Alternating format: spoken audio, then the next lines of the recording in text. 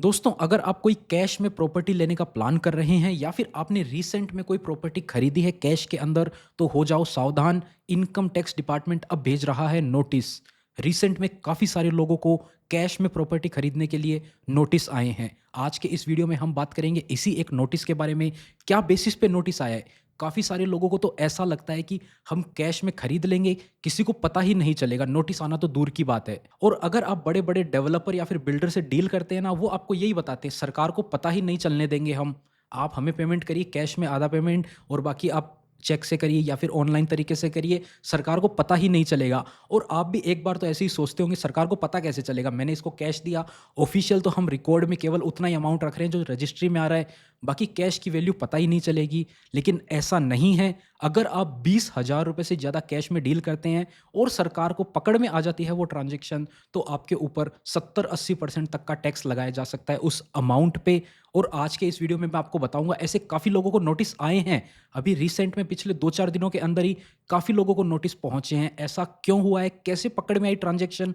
जानेंगे इस वीडियो में। जैसा कि आप स्क्रीन पर देख सकते हैं, ये एक नोटिस का ही पार्ट है। इनकम टैक्स की तरफ से नोटिस इश्यू किया गया है, उसका ही जो फैक्ट अपन समझते हैं किस बेसिस पे ये पकड़ में आई ट्रांजैक्शन। जैसा कि आप देखेंगे यहाँ पर एक कंपनी थी जो कि गुजरात बेस्ड है। वहाँ पर डेवलपर और बिल्डर की ही कंपनी थी जो ये सेल करते थे, कॉमर्शियल या फिर रेजिडेंशियल प्रॉपर्टी में डील करते थे। उनके ऊपर एक रेड पड़ी थी जिसके तहत उनके गुजरात के अंदर काफ़ी सारे ऑफिसेज में ये रेड पड़ी थी। अब यहाँ से हुआ क्या, वहाँ से काफ़ी सारे फिजिकल और डिजिटल डॉक्यूमेंट पाए गए और उनको लेने के बाद में ये पता चला कि ये जो कंपनी है इसके एसोसिएटेड जो ग्रुप है, जैसा कि आप देख सकते हैं, have received money on sale, यानी कि यहाँ पर कैश में भी डील किया गया है। जो ये बेचते हैं रेजिडेंशियल या फिर कॉमर्शियल प्रोजेक्ट, काफ़ी जगह पे ये जो बेचते हैं उसमें इन्होंने कैश में डील किया है। ये पाया गया था। एक कंपनी के ऊपर रेड हुई है जो कि इस चीज़ों में डील करती है। अब उसने काफ़ी सारे कस्टमर से डील किया होगा। अब आइए आगे देखते हैं क्या पता चला। During the course of search में पता चला कि उसकी बुक्स ऑफ अकाउंट जो है वो वहीं पे उनके ऑफिस में मेंटेन हो रही थी। उसके अकाउंटेंट की डिटेल दे रखी है, कौन वहाँ पे काम करता था पिछले 15 सालों से। आप देख सकते हैं ये व्यक्ति काम करते थे यहाँ पे। During the course of search proceeding of the office, एक सवाल पूछा गया। जो अकाउंटेंट थे ना वहाँ पे, उनको पकड़ के बिठाया गया, उनसे सवाल पूछा गया। उस सवाल के जवाब में उस अकाउंटेंट ने क्या जवाब दिया? Sir, for booking a unit, कोई भी बुक करता है तो उसके लिए इंटरेस्टेड क्लाइंट जो है वो ब्रोकर के थ्रू आते हैं या फिर डायरेक्टली उनके ऑफिस में आते हैं, जैसे भी आते हैं उसके बाद में वो डील वगैरह करते हैं। The client after negotiating the final price, consideration to be paid for the purchase of the unit, books the unit by paying the token amount in cash और चेक। उसको डील वगैरह पसंद आ जाती है तो वो टोकन अमाउंट देके book कर लेता है। अब जो टोकन अमाउंट होता है वो कैश में भी या फिर चेक में भी होता है। टोकन अमाउंट यहाँ पर अगर आप कैश में दे रहे हैं तो 20,000 रुपये मैक्सिमम लिमिट अलाउ होती है। बाकी आप ज़्यादा देना चाहते हैं या फिर ज़्यादा आपसे डिमांड करी जा रही है तो आप चेक के तरीके से दे सकते हैं, लेकिन कैश में आप केवल 20,000 दे सकते हैं। ये उन्होंने रूल बताया, यहाँ पर ऐसा चलता है। उसके बाद में being purchase total amount to be paid, उसके बाद में वहाँ पर लिख देते हैं कि परचेज कब होएगी और टोटल अमाउंट कितना पे करना है। वो कैश होगा या काइंड होगा, जो भी चेक से होगा या कैश होगा, जो भी होगा वो यहाँ पर बता दिया जाता है। ये तो उन्होंने जवाब दिया कि ऐसा हम प्रोसेस फॉलो करते हैं, वहाँ के एक अकाउंटेंट ने जो वहाँ पे काम कर रहा था ऑफिस में। उसके बाद में एक 8 जीबी की एचपी की पेन ड्राइव पकड़ी गई। देखिए, एक ऑफिस के अंदर रेड होती है, वहाँ पर 8 जीबी की पेन ड्राइव पकड़ी जाती है। उसके अंदर फोरेंसिक टीम को ये पेन ड्राइव भेजी जाती है और यहाँ से काफ़ी सारे विटनेस के साथ में उसकी ऑडिट करवाई जाती है फोरेंसिक टीम की तरफ से। उस पेन ड्राइव के अंदर स्कैन कॉपीज़ मिल गई बुकिंग फॉर्म की, जो आप बुकिंग फॉर्म भर के देते हैं, वहाँ पर उसमें बेसिक डिटेल लिखी हुई होती है। उसके बाद में एक दूसरे सवाल के जवाब में उन्हीं के ही एक एम्प्लॉई ने, जो ग्रुप जिसके ऊपर रेड पड़ी, उसके ही एक एम्प्लॉई ने बताया, once customer decide final to purchase the property with us, एक बार फाइनल हो जाता है डील, फिर उसकी डील हम डिसाइड कर लेते हैं कि पेमेंट कैसे होगा, कैश में कितना कंपोनेंट होगा। ये एम्प्लॉय एग्री कर रहे हैं कि हमारे यहाँ पर ऐसा रूल चलता है, क्योंकि कैश में तो अलाउड नहीं होता। लेकिन अब एम्प्लॉय के ऊपर रेड पड़ी है तो उनसे सवाल जवाब किए जाते हैं। उसमें उन्होंने ऐसा बताया है कि हम यहाँ पर डिसाइड करते हैं। फिर बुकिंग फॉर्म में लिखा हुआ होता है कस्टमर की पर्सनल इन्फॉर्मेशन और फाइनल प्राइस लिखा हुआ होता है और मोड ऑफ पेमेंट भी लिखा हुआ होता है कि किस तरीके से पेमेंट किया जाएगा। अब देखिए, इसके बाद में on perusal of the above discussion, इस डिस्कशन से क्या पता चलता है? इट कैन बी कंक्लूडेड, ये पता किया जा सकता है कि the amount return in the booking form is final negotiated sale consideration. मतलब बुकिंग फॉर्म में जो अमाउंट लिख दिया इन्होंने वो फाइनल होता है, उसके बाद में कोई भी डिस्काउंट वगैरह नहीं दिया जाता है, वो फाइनल प्राइस इनकी तरफ से माना जाता है। ये पता चला इनकी सवाल जवाब के बीच में। अब इसके बाद में during the cost of post search inquiry copies of sale deed were received from sub registrar office. यहाँ पर इनको बुकिंग फॉर्म मिल गया, बुकिंग फॉर्म में कस्टमर की डिटेल भी थी। अब इन्होंने क्या किया, उस डिटेल के बेसिस पे रजिस्ट्रार के ऑफिस में गए और वहाँ से इन्होंने वो सर्च कॉपीज़ निकलवा ली जो एग्रीमेंट की कॉपीज़ थी। वो निकलवाने के बाद में it is found that there is a huge difference between the sale consideration written in form and sale consideration in sale deed. जो एग्रीमेंट हुआ है सेल डीड उसमें लिखा हुआ अमाउंट और जो इन्होंने बुकिंग फॉर्म में लिखा हुआ अमाउंट, इसमें बहुत बड़ा डिफरेंस निकल के आया है। ये इनकम टैक्स डिपार्टमेंट ने नोटिस भेजा है एक क्लाइंट को और उसमें एक्सप्लेन किया है कि कैसे हमें आपके बारे में ये पता चला। अब इसके बाद में देखिए जो ग्रुप था इससे यही पता चलता है वो कैश में पैसा रिसीव कर रहा था, क्योंकि बैंक के बारे में तो उन्होंने केवल वहां पर अमाउंट मेंशन कर दिया कि दोनों में बहुत बड़ा डिफरेंस है। कितना डिफरेंस है, क्या क्या क्या हुआ, पूरा कंक्लूजन भी आपको बताएंगे आगे। Which confirm that group is accepting on money payment for difference amount. इससे कन्फर्म हो जाता है कि ये जो ग्रुप है ये कैश में पेमेंट ले रहा है, कंसिडरेशन ले रहा है, जो एग्रीमेंट हुआ है सेल डीड जो रजिस्टर हुई है उसके अलावा भी। अब आगे क्या लिखा हुआ है, group is receiving substantial part of sale of unit in cash. Cash में बहुत बड़ा अमाउंट ले रहा है which is not recorded in its books of account, जो कि उनके खातों में नहीं है मेंशन।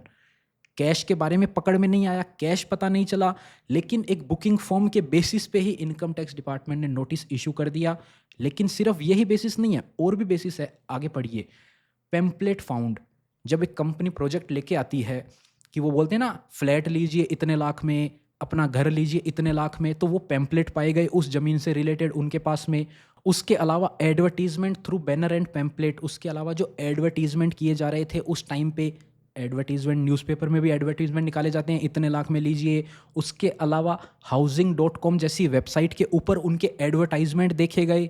सिर्फ एक दो केस नहीं है, हाउसिंग.com जैसी वेबसाइट पे जाके पता किया, जो एडवर्टाइजमेंट न्यूज़पेपर के अंदर निकाले जाते हैं, पैम्पलेट छापे जाते हैं कि इतने में अपना घर लीजिए। उसमें अमाउंट मेंशन होता है ना, 50 लाख में अपना घर लीजिए, 40 लाख में अपना घर लीजिए, 40 लाख में फ्लैट लीजिए। तो वो पैम्पलेट में जो अमाउंट था और वो जो सेल डीड के अंदर उन्होंने अमाउंट एग्री किया है उसमें बहुत बड़ा डिफरेंस निकल के आ रहा था। और वो जो डिफरेंस अमाउंट है, जितने का अमाउंट इनके बुकिंग फॉर्म के अंदर मिला उतना ही, यानी कि लगभग जो है वो पकड़ में आया है कि बुकिंग फॉर्म के अंदर जो अमाउंट मेंशन दिख रहा है ना, सिमिलर सा अमाउंट है जो इनके एडवर्टीजमेंट में भी रिफ्लेक्ट कर रहा था।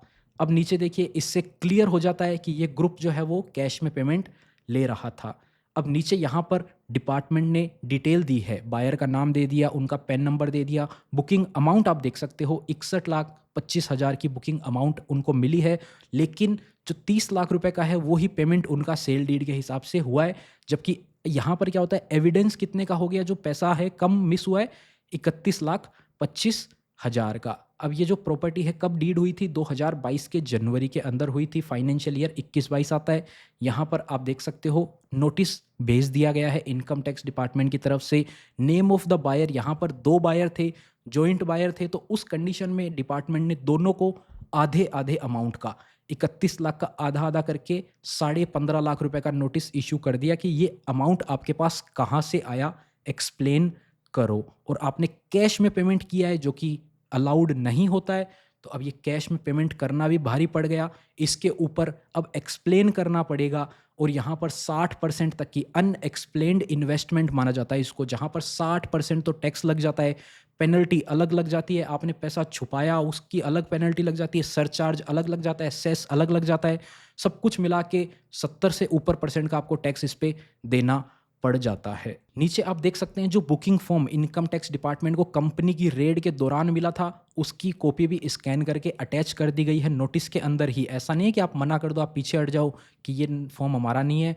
बुकिंग फॉर्म भी उन्होंने दे दिया और साथ में लिख दिया एसएफटी की भी जो ट्रांजैक्शन आपके इनकम टैक्स पोर्टल पे रिफ्लेक्ट हो रही है उसकी भी डिटेल दे दी है। ये देखिए 30 लाख रुपए की रजिस्ट्रार ऑफिस में जो डिटेल दिख रही है वो भी आपके सामने भेज दी गई है। कंक्लूजन क्या निकला, कि कंक्लूजन यही निकलता है कि आपके पास ये कैश कहाँ से आया, और कैश में प्रॉपर्टी परचेज करना वैसे ही अलाउड नहीं होता है, तो आपके ऊपर ये अनएक्सप्लेन्ड इन्वेस्टमेंट माना जाएगा, जिसके ऊपर आपको 60% का तो टैक्स लगता है, उसके ऊपर 25% का सरचार्ज लगता है, 4% का सेस लगता है, सब कुछ मिला के 80-82% का आपके ऊपर टैक्स लगेगा, यानी कि ये जो अमाउंट है इसका 80% तक आपको देना पड़ेगा अगर आप इस नोटिस का सही से सैटिस्फैक्टरी जवाब नहीं दे पाते हैं तो। तो अगर आप भी किसी बड़े बिल्डर या डेवलपर के साथ में डील कर रहे हैं और वो आपसे कैश पेमेंट माँगते हैं, तो सँभल के रहिए। इनकम टैक्स डिपार्टमेंट आपको कभी भी पकड़ सकता है, कंपनी को रेड मारेगा, कंपनी के वहाँ से आपका कोई डॉक्यूमेंट मिलता है, तो आपके पास में इनकम टैक्स डिपार्टमेंट सीधा नोटिस भेजेगा और आपसे जवाब माँगेगा। फिर आपको एक्सप्लेन करना पड़ेगा कि ये पैसा आपके पास कहाँ से आया और आपने कैश में प्रॉपर्टी क्यों परचेज़ करी। सही आप जवाब दे पाते हैं, वैसे तो देखिए कैश में प्रॉपर्टी परचेज़ करना अलाउड ही नहीं होता है, लेकिन अगर आपने किया है, पकड़ में आ गया, फिर इससे बचने का कोई उपाय नहीं रह पाता है। तो सँभल के रहिए। अब काफ़ी लोग बोलते हैं सर हम आपस में डील करते हैं, वो नहीं पता चल पाएगा, हम अपने फ्रेंड से वगैरह से किसी से खरीदते हैं। हाँ, हो सकता है 99% केसेस में आप बच जाएँ अगर आप एक इंडिविजुअल हैं और एक इंडिविजुअल से ही प्रॉपर्टी परचेज़ वगैरह कर रहे हैं। लेकिन किसी बड़े बिल्डर का नाम आ गया बीच में, बड़ा कोई ग्रुप आ गया, बड़ी कोई कंपनी आ गई, कंपनी के ऊपर नोटिस पड़ेगा, कंपनी के ऊपर छापा पड़ेगा, तो वहाँ पर जो भी डॉक्यूमेंट मिलते हैं, सब पकड़े जाएँगे, सब के सब फँसेंगे। 2 जने आपस में छोटे-मोटे लोग हैं जो 50 लाख का डील करते हैं, उसमें वो 10-12 लाख रुपए कैश इन्वॉल्व कर लेते हैं। हाँ, मैं भी मानता हूँ ऐसे केसेस नहीं पकड़ में आते हैं, लेकिन बड़े केसेस आराम से पकड़ में आ जाते हैं। आप भले ही छोटा केस होंगे उनके लिए, यहाँ पर ये कोई बड़ा केस नहीं है, 30 लाख रुपए एक छोटा अमाउंट ही है, 60 लाख रुपए में एक नॉर्मल फ्लैट वगैरह ही आता है। लेकिन इनकम टैक्स डिपार्टमेंट के लिए तो ये एक छोटा केस है, आपके लिए भी छोटा केस है, लेकिन वो जो कंपनी है, जो बिल्डर था, जो ग्रुप था, जो फँसा है, जिसकी वजह से ये काफ़ी सारे लोग फँस गए हैं, वो बहुत ही दिक्कत वाला केस हो जाता है। तो आप भी ध्यान रखिएगा, 20,000 रुपए से ज़्यादा का कैश में डील ना करिए। नया इनकम टैक्स एक्ट लागू हो रहा है, सेक्शन बदले हैं, लेकिन रूल वही है, 20,000 रुपए से ज़्यादा की आप डील नहीं कर सकते प्रॉपर्टी ट्रांज़ैक्शन के अंदर, तो नहीं कर सकते। कैश की करनी है आपको तो 20,000 रुपए के अंदर रखिए। टोकन मनी भी अगर आप दे रहे हैं तो वो 20,000 के नीचे ही रखिए। 20,000 से ज़्यादा अमाउंट है टोकन मनी का तो कैश में ना दीजिए, ऑनलाइन, डिजिटल या फिर चेक की मदद से यूज़ कीजिए। इस वीडियो में इतना ही। उम्मीद करते हैं आपको वीडियो पसंद आई होगी। अगर वीडियो पसंद आई तो वीडियो को लाइक करें, चैनल पर नए हैं चैनल को सब्सक्राइब करें। मिलते हैं आपसे फिर किसी नए और इंटरेस्टिंग वीडियो में। तब तक के लिए अपना ख्याल रखिएगा।